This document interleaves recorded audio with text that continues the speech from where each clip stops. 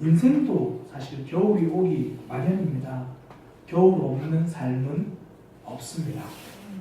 하나님이 붙들어 주신 다윗도요, 인생의 겨울이 왔습니다.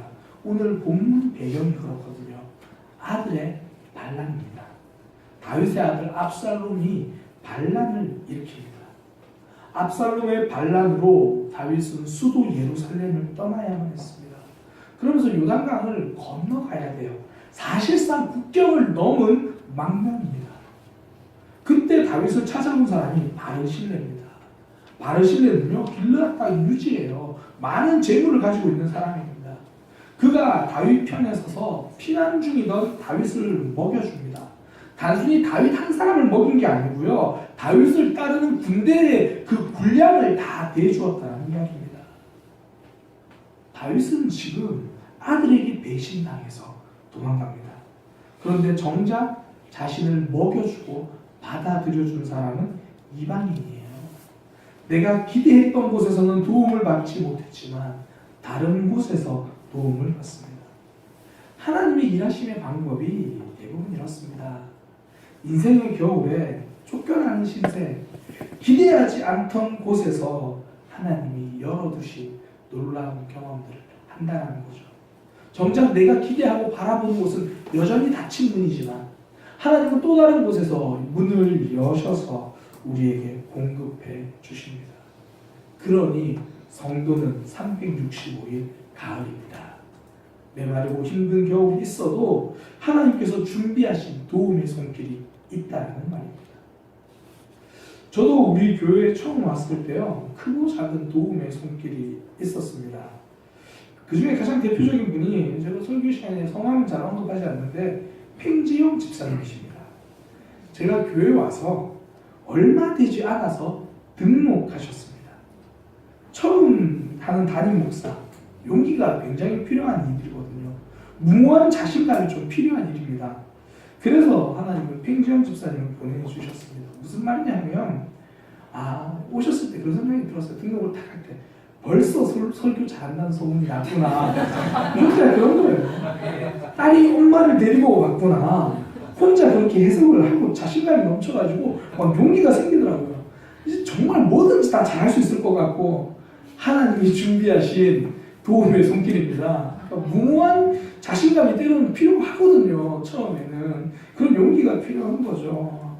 그 도움의 손길로 정말 이렇게 벌써 소문날 줄이야. 그리고 2년 동안 등록이 없었습니다.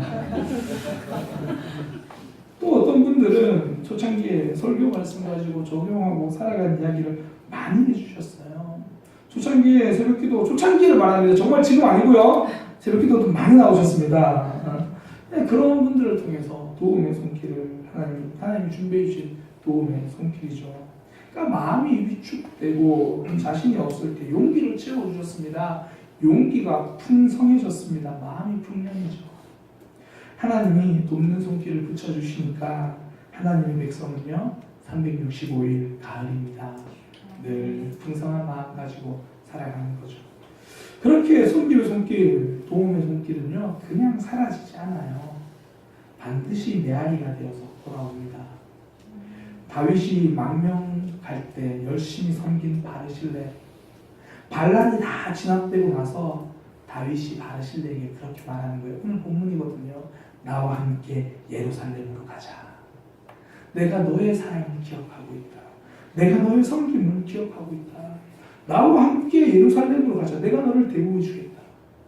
자식도 나를 버렸을 때 내 곁에 힘이 되어준 너, 내가 어찌 너를 못 본 척하겠느냐. 함께 가자. 바르실레의 섬김은 보답이 되어 돌아왔습니다.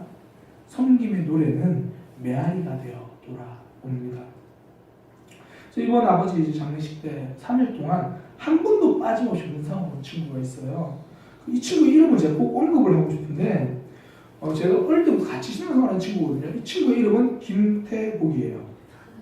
어릴 때 진짜 그래요. 제 친구인데, 네, 제 친구예요. 저도 나이는 어떻게 친구긴 한데 같은 학년인데 나이는 저보다 2살이 많아요. 그 친구는 학교를 늦게 들어가고 저는 일찍 들어가고, 그래서 이름이 김태복이에요. 저랑 굉장히 친한 친구인데, 진짜예요. 진짜입니다. 그래서 이 친구가 어릴 때 함께 신앙생활을 했어요. 근데 이 친구가 첫날부터 문상을 와가지고요. 밤을 새 준비를 하고 왔더라고요. 그래서 그러지 않아도 된다. 우리 어머니도 댁에서 주무시게 할 거고 뭐 우리만 있을 거다. 집으로 돌려보내고 내일은 안 와도 된다. 그럼 다음날 또 왔어요.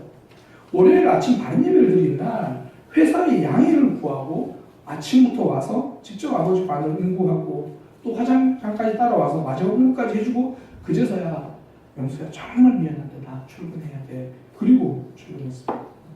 매 순간 고마웠고요. 잊지 못할 사랑입니다. 근데 그 친구가 저한테 해준 말은 또 달라요. 그 친구 아버지는 대학교 때 돌아가셨거든요. 그러니까 저랑 그 친구가 대학생일 때 돌아가셨습니다. 저는 당시 부산에서 학교를 다니고 있었는데요. 아침 6시도 기억나요. 아침 6시 30분에 전화를 받았는데 친구한테 전화를 받았는데 첫 번째 말이 명수야 태국의 아버지 돌아가셨어. 뭐 한 거예요? 월요일에 전화를 받았는데 주일날 저녁에 그 집사님 특송하시는 걸 봤거든요. 그러니까 크레인 사고였습니다. 그러니까 갑작스러운 장례, 아무것도 준비되어 있지 않은 거예요. 대학생이던 친구, 아무것도 모르는 저. 3일 동안 제가 장례식장에 살았어요. 그러니까 지금처럼 뭐 장례 지도서가 잘 되어 있지도 않았거든요. 3일 동안 그냥 빈소 지키면서 친구 돌보고 장례식 서빙하고 그렇게 보냈어요. 대학생이니까 공부도 하기 싫고 뭐 시간도 많으니까. 갑작스럽게 사고를 당한 친구를 위해서 해줄 수 있는 게 그거밖에 없더라고요. 근데 친구에게는 그날의 그 모습이 마음의 고마운 빛으로 남아있었던 거예요. 그러니까 이번 장례식 때 그 이상으로 갚아주고 간 거죠. 작은 섬김이었는데 그 섬김이 아름다운 노래가 되어 메아리가 되어 돌아온 겁니다. 섬김은 결코 그냥 사라지지 않습니다. 반드시 메아리가 되어 돌아온다는 거예요. 조선시대 최고의 학자 정약용인데요. 저는 개인적으로 참 좋아하는 학자입니다. 그의 삶에는 큰 그늘, 그러니까 큰 빛, 그의 흐름의 삶의 흐름에 두 가지가 있는데요. 하나는 정조임금, 정조라는 그늘과 천주교라는 그늘이 그에게 있습니다. 정약용의 집안은요, 조선 천주교와 뗄래야 뗄 수 없는 집안입니다.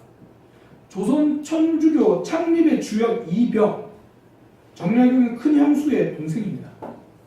최초로 천주교 세례를 받고 조선 천주교 리더 역할을 맡은 이승훈, 정약용 누나의 남편입니다.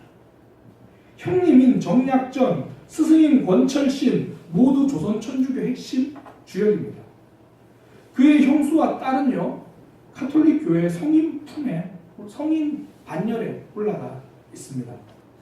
그리고 그 형의 아들 정철상은요, 저도 이게 어떤 품인지는 모르겠는데 성인 아래라고 해요. 복자라고 하는 위치에 올라가 있습니다. 그러니까 조선에서 조선 초창기 가톨릭에서 정약용의 이름을 뺄 수가 없는 거예요. 그러니까 그 당시에는 천주교가 조선시대에 문제가 됐잖아요. 그러니 조정에 있는 이 정약용에게 많은 사람들이 공격을 하기 시작하는 겁니다. 천주인 정약용을 탄핵해야 됩니다. 파면해야 됩니다. 정조에게 그런 상소가 빗발치게 올라오는 거예요. 정약용에게도 죄를 물어야 한다. 그때 정조 임금은요, 대신들의 말을 들은 척도 하지 않았습니다. 계속 딴 이야기하고 딴청만 피웠습니다. 그런데 천주교가 문제가 되자 정조 임금은 대신들에게 이렇게 말했습니다. 정약용이 쓴 글자의 획을 보니 내가 엄하게 내린 교서를 따르지 않고 삐딱하게 기운 글씨체를 고치지 않았다.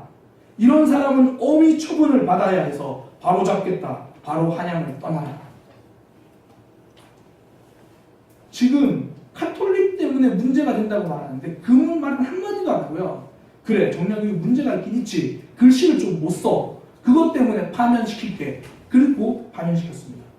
무슨 이야기냐면 천주교 때문에 파면되면요, 정약용의 목숨이 위험한 거예요. 천주교에 대한 말은 한마디도 하지 않고 단지 삐딱한 글씨체 때문에 정약용을 내친다 그러고 쫓아냈습니다.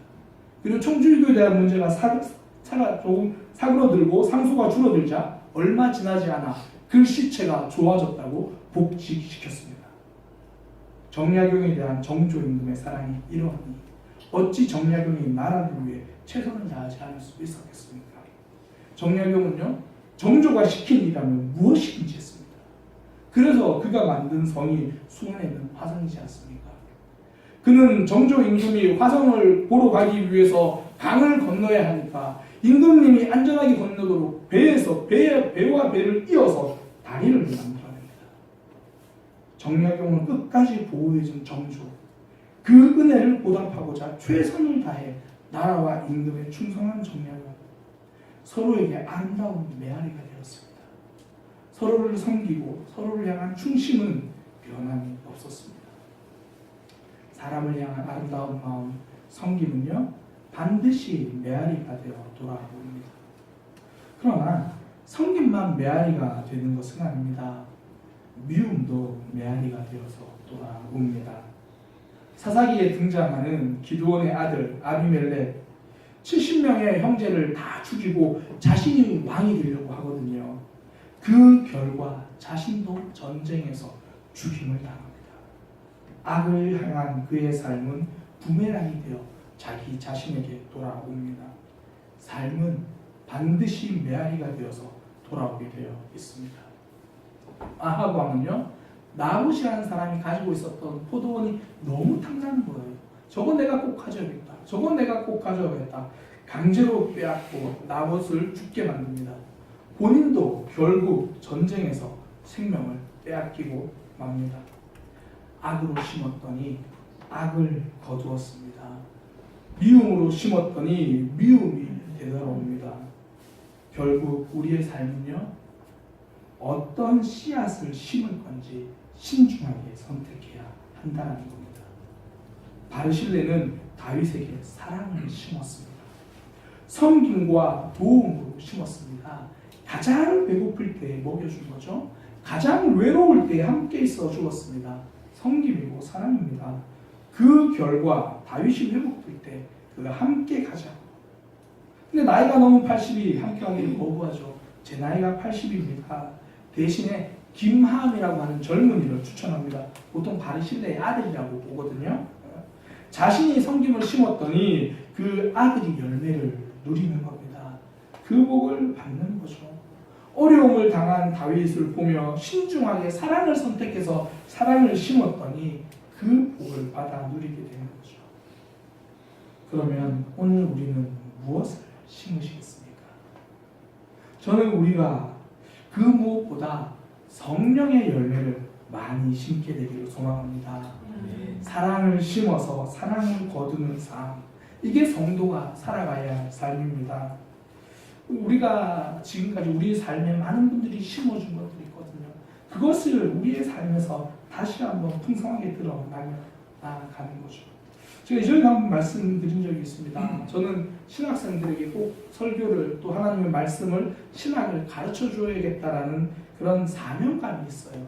그 이유가 뭐냐면, 제가 MDB 신학대학원 처음 들어갔을 때 그때 출석했던 교회 목사님이 저에게 매주 신학책 한 권을 사주시면서 신학을 가르쳐 주셨어요. 저에게 일주일 동안 헬라어를 가르쳐 주시고, 일주일 동안 히브리어를 가르쳐 주시고, 우리 정혜성 사모님이랑 잘 아시는 분인데요, 광명근 목사님 교회에서 제가 2년 동안 그렇게 배웠습니다. 아마 광명근 목사님께 우리 김주동 목사님이랑 사모님 다 수업 들은 걸로 제가 그렇게 알고 있거든요. 그분에게 계속 그렇게 신학 공부를 배우면서 그 교회에 있었습니다. 그러니까 그분이 저에게 그렇게 심어 주셨으니 저의 그 사랑이 자라서요, 저는 그게 사명이 된 거예요. 그래서 저는 한국교회 신학생, 또 한국교회 목회자들을 양육하고 돌보는 게 저의 사명이라고 생각합니다. 그러니 간절히 바랍니다. 돈 많이 버시기 바랍니다. 별로 안 좋으신가 봐요. 돈 많이 버시기 바랍니다. 네. 저는 한국교회 신학생들을 가르칠 거고요, 양육하고 키울 겁니다. 한국교회 목회자들을 양육하고 키울 겁니다. 그게 저의 사명이에요. 그러니 제가 시간도 필요하지만 돈도 필요하더라고요. 그러니 우리 성도님들이 다 부자가 될 줄 믿습니다. 내 안에 심겨진 것이 사명입니다. 우리 안에 많은 사람들이, 하나님이 그 사람들을 통해서 우리 안에 심어준 것이 사랑이면 사랑이 사명입니다. 그 심어준 것이 믿음이면 믿음이 사명입니다. 제가 울산에 있을 때 한주라기 선생님이 계셨습니다. 특별히 학력이 좋은 분도 아니에요. 예수님 믿기 전에 소위 말해서 절반쯤은 주먹으로 먹고 사시던 분이었습니다. 예수님 믿고 많이 달라지셨어요. 근데 그분이요, 다른 건 몰라도 세 가지 훈련 청소라고 우리 교단에서 나온 세진야 성경 공부가 있어요. 그거 하나만큼은 기가 막히게 다른 사람에게 잘 가르치는 분이에요. 다른 게 아니라 처음 예수님을 믿고 나서 교회 집사님 한 분이 그분에게 한과 한과 정성스럽게 그 내용을 가르쳐 주신 거예요. 그걸 꼼꼼하게 기록하시고 세 가지 교회면 똑같이 그 모습 그대로 가르쳐 주십니다. 학력은 대단하지 않아요. 그러나 그 가르침에 깊이가 있습니다. 그 가르침에 사랑이 있습니다. 사랑과 관심이 있는 가르침으로 그분 가슴에 심겨졌더니 그분은 그게 사명이 되어서 동일하게 심는 거예요. 내 안에 심겨진 것이 사명이 되는 겁니다. 예수님이 말씀하신 용서받은 자의 비유가 바로 그거잖아요. 1만 달란트 빚진 자를 주인이 용서해 줍니다. 왕이 용서해 줍니다. 그래, 내가 용서해 줄게. 그러나 그 사람은 자기에게 100디나리온 빚진 자의 목을 잡고 네가 나에게 다 갚기 전까지는 너는 감옥에서 나올 수 없을 거다. 그 이야기를 들은 주인이 화를 냅니다. 용서받은 성도는 용서가 사명인데 그 사명을 감당하지 못한 겁니다. 하나님은 우리에게 예수 그리스도를 통하여 용서의 씨앗을 심어주셨습니다. 그러면 성도는 그 용서의 씨앗이 마음속에 자라 또 다른 누구에게 용서의 열매를 전해줄 수 있는 사람입니다. 용서와 사랑, 우리 안에 심겨진 것은 메아리가 되어 다시 울려 돌아와야 되기 때문입니다. 바울의 삶이 그거였잖아요. 바울이 그렇게 박해하고 핍박하던 사람입니다. 그런 바울이 용서받았습니다. 그러니 바울이 어떻게 살았습니까? 내가 핍박받고 박해받고 돌을 맞아도 예수 그리스도의 피 묻은 복음을 전하는 자가 되었지 않습니까? 우리 안에 심겨진 것을 우리는 열매 맺어서 또 다른 이에게 심어줄 수 있어야 합니다. 이것이 사명이에요. 그래서 예수 믿는 이들은 십자가의 길을 가려고 다짐하잖아요. 십자가의 사랑을 받아서 그렇습니다. 하나님은 사방이 꽉 막힌 곳에서도 도움의 손길을 내밀어 주십니다. 특별히 사람들을 통해 그 도움의 손길을 내밀어 주십니다. 그러니 성도는 내 인생이 힘들고 어려운 겨울처럼 보일 때라도 언제나 풍성함의 손길을 기대할 수 있는 거예요. 하나님께서 도와주신 도움의 손길을 기대할 수 있는 거예요. 오늘 바울의 삶이 그러했습니다. 아들조차도 자신을 배신하고 아들이 반란을 일으켜 도망가는 그 시대에 그때에 이방 사람 바르실레가 다윗에게 손 내밀어 주었고요. 그 섬김은 메아리가 되어서 다시 다윗이 김함에게 손 내밀어서 자신의 충신으로 삼아서 데리고 갑니다.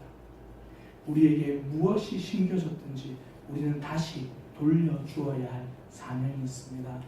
지금까지 내가 받은 사랑, 지금까지 나를 키워준, 나를 양육해준 믿음, 지금까지 나를 붙들어준 위로가 있으면 그것을 가지고 옆에 있는 지체들에게 다시 한번 메아리로 돌려줄 수 있는 믿음의 삶이 되시기를 소망합니다. 내게 심겨진 것은 사명입니다. 그것을 다른 이에게 다시 더불어 심어주는 그런 삶이 되시기를 소망합니다. 기도하겠습니다.